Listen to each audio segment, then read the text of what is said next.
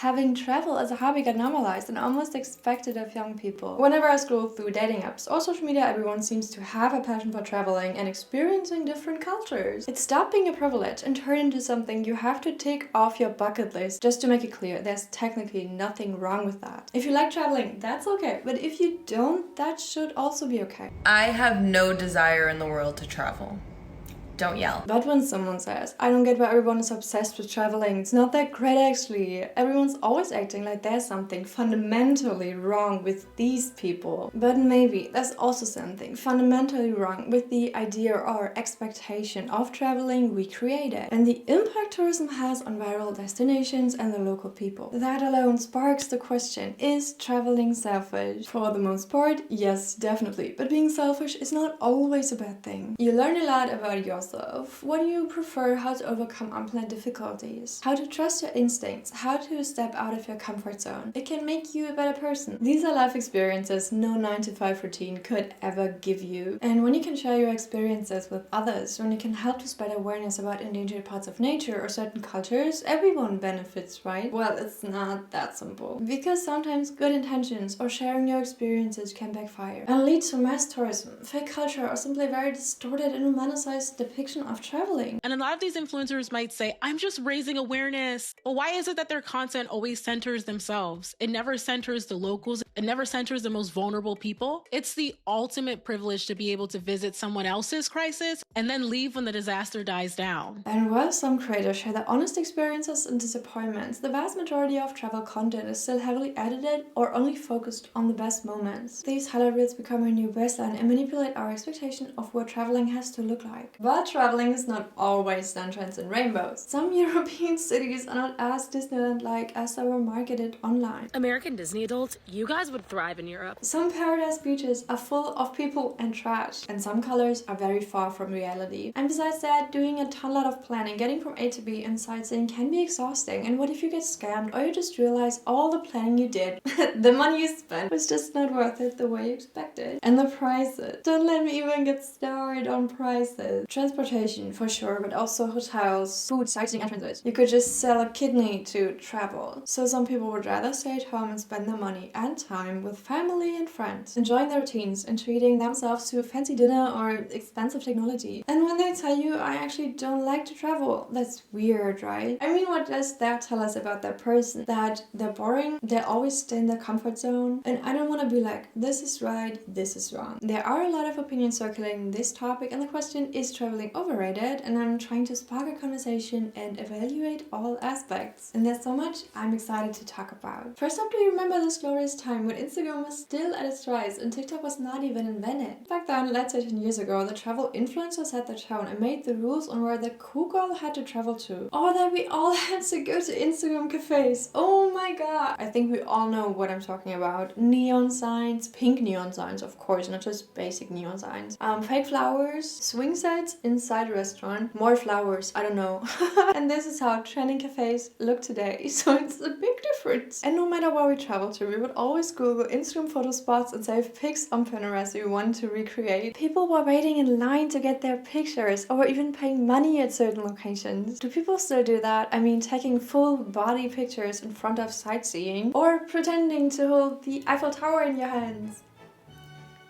But not in a ironic, making fun of it kind of way, like dead serious, and posting it on Instagram. And I feel like over the last couple of years, social media content and aesthetic shifted to focusing on the overall vibe or outfit or personality, instead of the background or wanting to prove that you have been to a certain place. And the cool people are no longer the ones who are able to travel to the most expensive destinations or post their 5-star hotel and dinner vlogs. The spotlight is now on young people who just go out into the world and experience life no matter their budget. Because let's be honest, living this luxurious, Instagrammable, over-consuming lifestyle is not the main goal for a lot of people anymore. Especially because it comes at a certain price. So many people feel like they need to keep up with this luxury travel image. But most people aren't broke because they don't travel. They're broke because they feel pressured to travel like these influencers. But you have to keep in mind that these influencers are flown out out by airlines, or their hotels and suites are paid for by the hotel that they're working with and creating content for. But still it feels like traveling is only acceptable if it looks like the inspo pics we were growing up with, even if they're not realistic. For example, let's say you save Bali on your vision board. You expect your trip to be filled with palm trees, dreamy beaches, coconuts, yoga, driving on scooters, and it can look exactly like that, but there are a lot of downsides to traveling that are not shown on Pinterest. Downsides that are not aesthetically pleasing or luxurious, but they are reality and inevitable. That many people in Bali and Hawaii and other countries that they like to go to can't even afford to live there because of the mass over-tourism. The tourists get VIP treatment, while the natives are fenced out of their own paradise. Overcrowding, trash, Bali Valley, insects, sleeping in a hostel instead of a 5-star resort, using public transport instead of shuttles or rental cars, carrying a backpack instead of a trolley. To be honest, traveling that way doesn't have to be the downgrade it sounds like.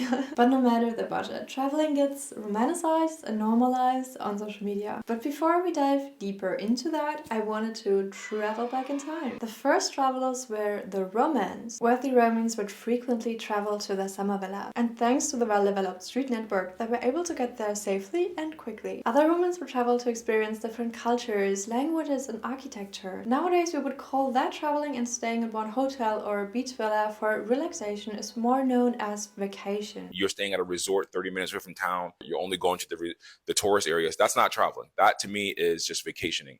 And traveling means you're experiencing the people, the place, the culture, and you're vibing with them in a way that helps you absorb those things. As the Middle Ages came around, people started to travel more and more across all Europe. The most comfortable way was probably on water or in caravans, but only a few could afford that. Peasants, on the other hand, had to walk and sleep on the side of the road. But still, traveling was no longer exclusively for rich people, with the biggest motivation being religion, besides trading. Everyone who wanted to go to heaven was pilgrimating to certain relics of saints, with the most popular destination being Santiago de Compostela. Maybe you've heard of the Way of St. James before. It's a trail network across all of Europe, and because of the beautiful landscape and safe infrastructure, it's still a very popular destination for people of all ages and religion. Walking at least some parts of it is also on my life bucket list. Traveling for religious reasons was still very popular in the following centuries. However, a new way of traveling gained popularity amongst wealthy people in Europe. Young English aristocrats started traveling big European cities to learn about their architecture, art, and history in the 17th and 18th centuries. At one point, all of them were following the same route, which was referred to as the Grand Tour, and the aristocrats were called tourists. Yay! We learned something new today! The invention of the railroad system made getting from A to B way easier. It was still not super fast. For example, to go from Paris to Strasbourg would take 11 hours by train. Today it's about 2.5 hours. Also, going by ship and after the Second World War by plane was made accessible for the middle class, and that made mass tourism develop in the 1960s. A ship from Amsterdam to Indonesia would take about a year, and now we can cover that distance in less than a day. By plane, of course, not ship. That would be crazy. And maybe you still remember how getting information or booking a family vacation was like when you were still a kid. It was common to use travel guidebooks and travel agencies, and while they were a good first source to learn about sightseeing and the culture, sometimes they felt a bit selective and specifically curated for tourists to discover a country or city the safe way rather than having an authentic experience. And when Instagram made its appearance in 2010, travel influencers or photographers who shared a more personal and genuine perspective gained popularity quickly. It felt more personal and less curated. It was made possible to contact people and get very specific and up-to-date information, and some countries took advantage of that and invited travel influencers to post about their culture and landscape. For example, New Zealand invited some travel creators in 2015 to post about an alpine village. The results were incredible and almost instant. The tourism growth in New Zealand increased by 14%, the highest number at that time. Another example is Trolltunga in Norway. I hope I pronounced that correctly, probably not. It's a rock formation that has people waiting in line to take their pictures. The numbers increased from 500 to 40,000 between 2009 and 2014, and are now at around 90,000 visitors per year. It is a great marketing tool for countries, but it's also a great way to spread awareness about social and environmental issues. But the more the merrier doesn't apply here. Sometimes representation on social media can lead to overcrowding, dangerous behavior, or the pollution of the endangered parts of nature people actually intended to protect by spreading awareness. You've probably heard of the Pig Islands on the Bahamas before. When I was younger, I dreamed of going there one day, but now I'm actually not so sure anymore. Tourism shifted from having an authentic, unique, and respectful experience to inappropriate behavior without consequences. There have been cases of people giving alcohol to the pigs or trying to ride them. And of course, some pigs died, and there were no consequences whatsoever. But having no respect of a foreign culture or nature often leads to closing it down for everyone, including all travelers who have good intentions and just wanted to explore a country and help to spread awareness. One good example here is geishas. They are traditional Japanese female artists who perform music, dance, and host exclusive social events in tea houses. In recent years, tourism in Kyoto has led to severe issues. Tourists have been reported harassing and chasing them and inviting private space or even homes to take pictures. And it seems as though these public nuisance influencers have caught on to that and are making Japan their new content farm, basically taking advantage of the culture for their own benefit. Leading to the closure of some private alleys in Kyoto, for tourists of course. And though it's totally understandable, it sparks anger and disapproval towards all tourists. But that's so sad, right? It's tradition, not an amusement park. Another example is the famous Cherry Blossom Festival in Japan. It's not taking place this year due to over-tourism and its negative impact on the residents and some disruptive visitor behavior. Another negative aspect to popular social media destinations and a way to make those more exclusively is by raising the prices. And by that I mean negative for the people traveling. Of course it benefits the country and it's a way to sustain infrastructure and environment. But we also need to take a look at the residents here. There's a reason why you can find signs in some cities saying tourists go home. And they're not just annoyed by inappropriate behavior but also negatively affected by rising prices, especially when it comes to housing, but also groceries and dining. It is directly responsible for driving prices up for locals already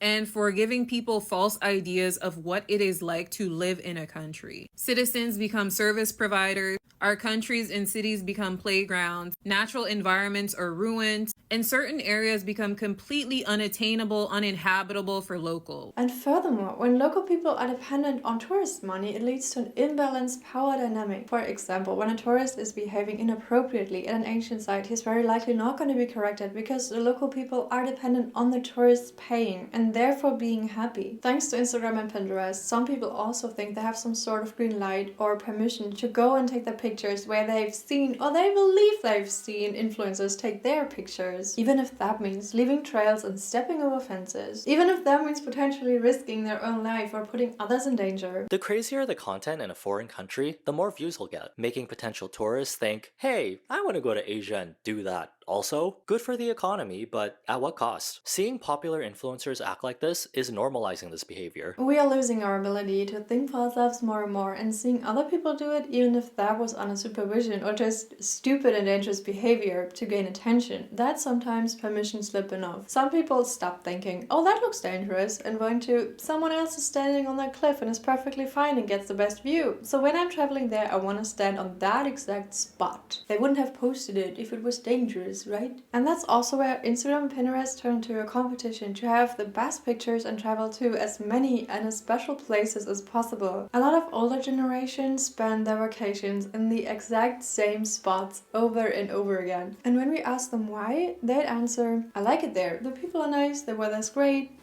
And only recently, people started to travel to as many new countries as possible, always wanting to experience something new. That's great actually. But sometimes that feels like having a high country count is more important than actually engaging with the culture and its people. And also going to certain countries because they went viral on social media. But there's a problem with that. But to actually ingratiate yourself within the culture, try local cuisines, support local small businesses that aren't trendy, that's usually not how people travel these days. An investor is seeing these countries as just another means to make money by creating an environment to serve tourists. The vast majority of travel content we see online is still heavily edited and oversaturated. Instagram versus reality became a trend to compare the unrealistic expectations with the normal experience you get when you buy a ticket, like everyone else. And with everyone else, I mean hundreds or thousands of other visitors you didn't see in all of those viral Instagram videos. and you thought all the money you spent, all the planning you did would have been worth it tenfold. It almost feels impossible to admit when it wasn't as great as you expected, because that would mean you're just ungrateful or you just don't try hard enough. Our expectation of some countries has been manipulated and curated. I'm sure you've seen the Japan effect trend where people take pictures, usually of unromantic places, and tell you to imagine the same place but if it was in Japan. Of course, no one views the world objectively, but we should know that the way we perceive places, especially if we haven't lived in them, is based on narratives and not real understanding. And some people travel there in hopes to experience just that. And funny enough, even if it's not authentic, sometimes they get exactly what they wanted. These weird depictions of certain cultures do not only have an effect on tourists, but also on the culture itself. And countries, especially those who are more dependent on the tourist sector, start to create certain cultural experiences that are not authentic, but rooted in projections, disneyfications, and false narratives. Maybe you have heard of Zanzibar before. It's an island next to Tanzania. Dressing up in traditional Maasai clothing is part of the cultural experience that's offered to tourists. The Maasai are originally an ethnic group indigenous to what is now southern Kenya and northern Tanzania,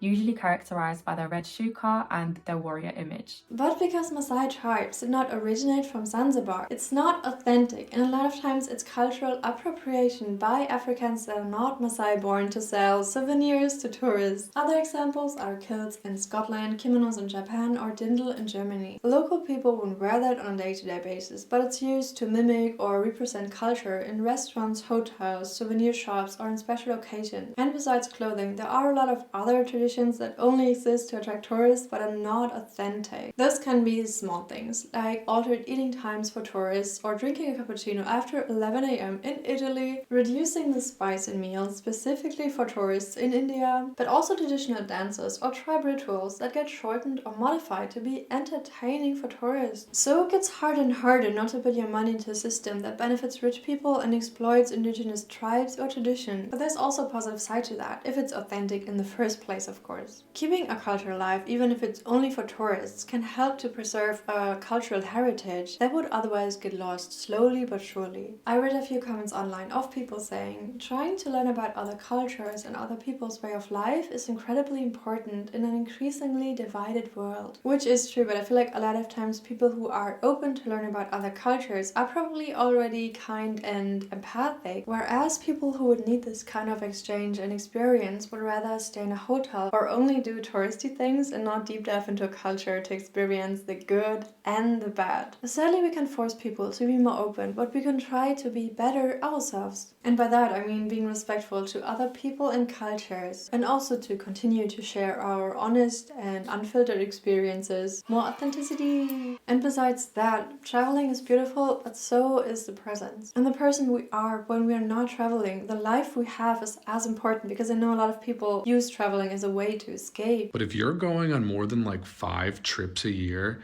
maybe you just hate your life. Maybe you just hate your hometown. Maybe you're not able to have fun or feel important without going somewhere that other people deem cool and interesting. The goal is not to not travel anymore or only travel a certain way, but in the best case we can manage to be respectful and not self-centered, to be able to benefit from it on a personal level, and in the best case have others also benefit from it too. And if you don't like traveling, you're not doing anything wrong. I have a good question I wanted to ask you. Where would you travel if no one knew and you couldn't post about it? I want to tell the people out there that thank you for supporting me.